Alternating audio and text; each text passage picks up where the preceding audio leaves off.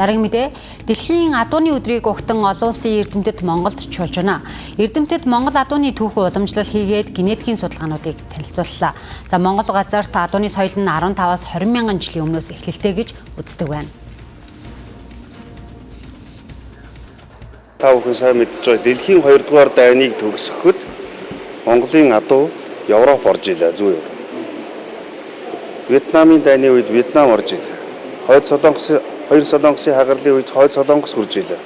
Тэгэхээр Монгол адуу бол үнэхээр гайхамшигтай одоо ийм түүхэн үүрэг гүйцэтгсээр ирсэн гэдгийг л өнөөдрийн судалгаа харуулж байна. За хүнүүгийн үед бол адууны тоног хэрэгсэл үнэхээр одоо хөгжлийн оргил шатанд хүрсэн. За тухайн үед бол адууны тоног хэрэгслийг тухайн язгууртны зэрэг дэвд нь тохируулж одоо хийдэг болсон. За тэр тоног хэрэгслээр дүрсэлж байгаа дүрслэлүүд бол тухайн одоо хэрэгжилж байгаа хүний зэрэг дэв өөрийнх нь одоо тотем бэлэгдэлтэй холбоотой дүрслүүд. Жишээлбэл одоо бэлэг төрөөсийн дүрстэй чимэглэлүүд байна шүү дээ. Одоо энэ алтан чимэглэл, мөнгөн чимэглэл энэ бол нээд цэвэр одоо язгууртны зэрэг дэвээс шалтгаалаад өөр хийдэг болсон харагдаж байгаа.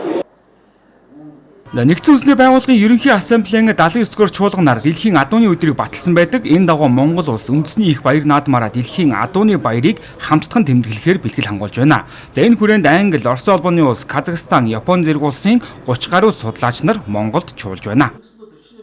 Яг энэ алтаар ингэж урлаад дээр нь одоо юм ганц цэвэрт араатныг дүрслээд за оюу эрдний чулуу ингэж шигтгсэн энэ чимэглэл бол бас яг ийм бүрэн бүтэн иж бүрэн цоглуулгаараа илэрч олдсон нь бол за Монгол төдийгүй дэлхийд бол бас нэг ховор тооцогддог ийм олдоо. Ер нь Чингис хаан үндэсний музейд төдийгүй ер нь энэ монголчуудын одоо энэ адуу малын тоног хэрэгсэлтэй эдгээр дурсгалууд нь бол Төв Азийн нутагт бол хамгийн баялаг хэрэглэгдэхүүн тооцогддог ийм дурсгалууд байна.